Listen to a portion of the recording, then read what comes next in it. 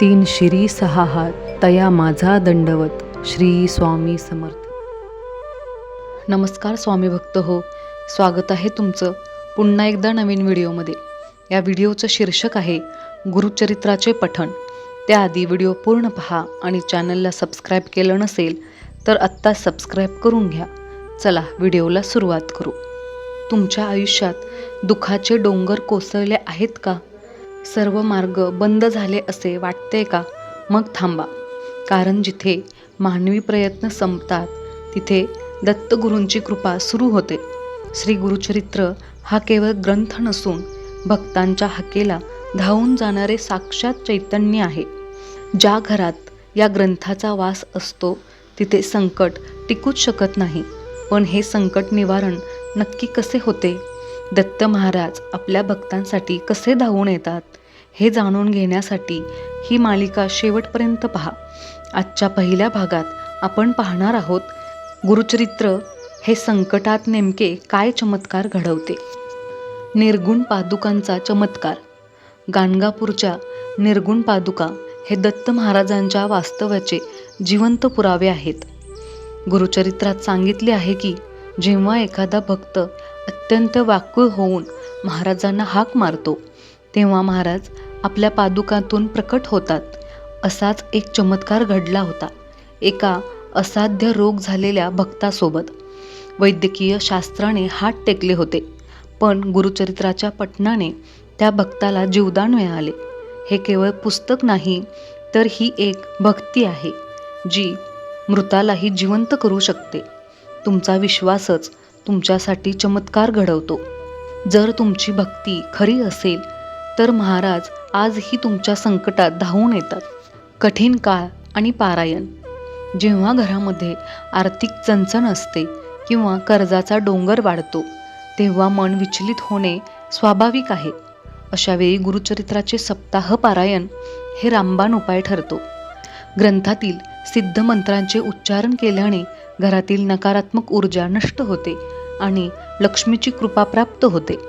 पण लक्षात ठेवा, हे पठण केवळ पैशासाठी नको, तर महाराजांवरील प्रेमापोटी असावे. जेव्हा तुम्ही मनातून शरण जाता तेव्हा महाराज स्वतः तुमच्या चिंतांचे ओझे आपल्या खांद्यावर घेतात. संकटांच्या काळात घाबरू नका, तर गुरुचरित्राचा आधार घ्या.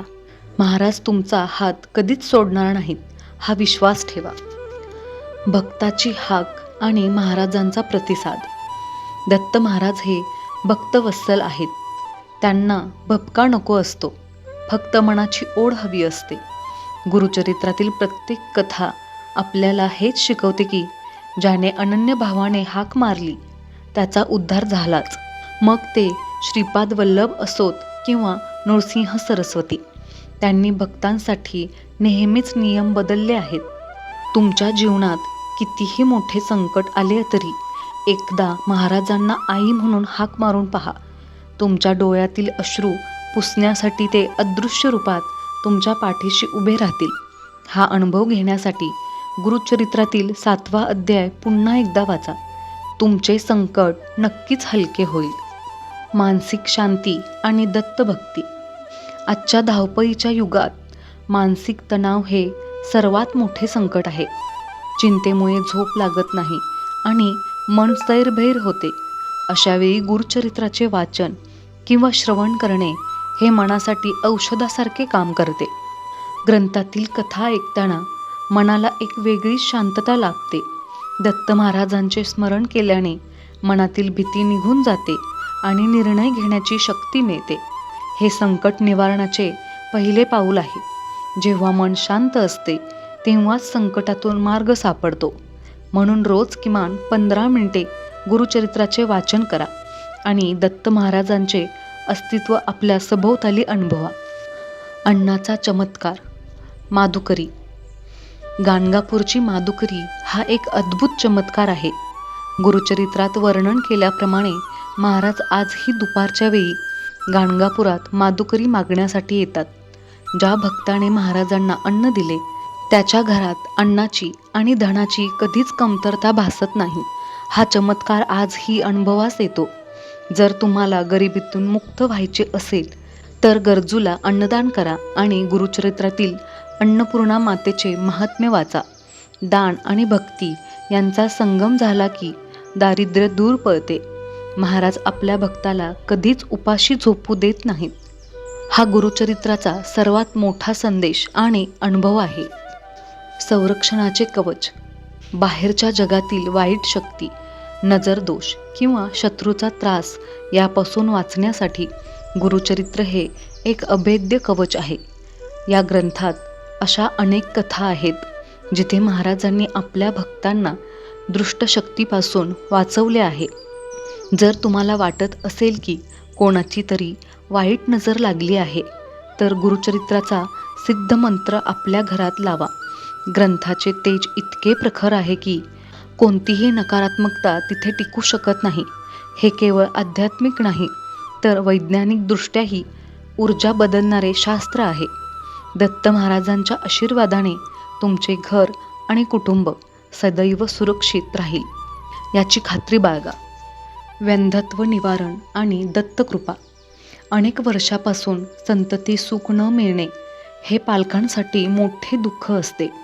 गुरुचरित्रात अशा स्त्रियांचे वर्णन आहे ज्यांना महाराजांच्या आशीर्वादाने उशिरा का होईना पण गुणवान संतान प्राप्त झाले. बाळंतपण आणि पुत्रप्राप्ती यावरील अध्याय वाचल्याने अनेक भक्तांना आजही अद्भुत अनुभव येत आहेत. हे केवळ औषधाने होत नाही, तर त्या ग्रंथातील शब्दांच्या शक्तीमुळे आणि महाराजांच्या कृपेमुळे घडते. जर तुम्ही मनापासून दत्त महाराजांना साकडे घातले तर ते तुमच्या आयुष्यातील हे रितेपण नक्कीच भरून काढतील. दत्त महाराजांची माया अगाध आहे. फक्त श्रद्धा ठेवून त्यांना शरण जा. असाध्य रोगांचे निवारण. जेव्हा डॉक्टर म्हणतात की आता काहीच होऊ शकत नाही, तेव्हाच दत्त महाराजांचे वैद्यनाथ रूप सक्रिय होते. गुरुचरित्रात कुष्ठरोग आणि इतर प्राणघातक आजार बरे झाल्याचे अनेक दाखले आहेत. हे केवळ प्राचीन काळातील नाही, तर आजही अनेक रुग्ण पारायणाने बरे होत आहेत. ग्रंथातील श्रद्धा आणि तेथील भस्म म्हणजे विभूती यात रोग बरे करण्याची मोठी ताकद आहे. पण हे तेव्हाच घडते जेव्हा रुग्ण आणि त्याचे नातेवाईक पूर्णपणे महाराजांना समर्पित होतात. शरीराचा आजार मनाच्या शक्तीने आणि महाराजांच्या आशीर्वादाने नक्कीच बरा होऊ शकतो. हा विश्वास गुरुचरित्र आपल्याला देते. तुमच्या सर्वांच्या सुखासाठी प्रार्थना. हे स्वामी राया, सर्वांना चांगली बुद्धी द्या, आरोग्य द्या, सर्वांना सुखात, आनंदात आणि ऐश्वर्यात ठेवा. सर्वांचं सर्व मनोरथ पूर्ण करा व सर्वांचं तुमची सेवा करण्याचं मन परिवर्तन करा. सर्वांचं भलं करा, कल्याण करा, रक्षण करा आणि तुमचं गोड नाम मुखात अखंड राहू द्या. श्री स्वामी समर्थ. व्हिडिओ आवडल्यास लाईक, शेअर, सबस्क्राईब करा. कमेंट करायला विसरू नका. धन्यवाद.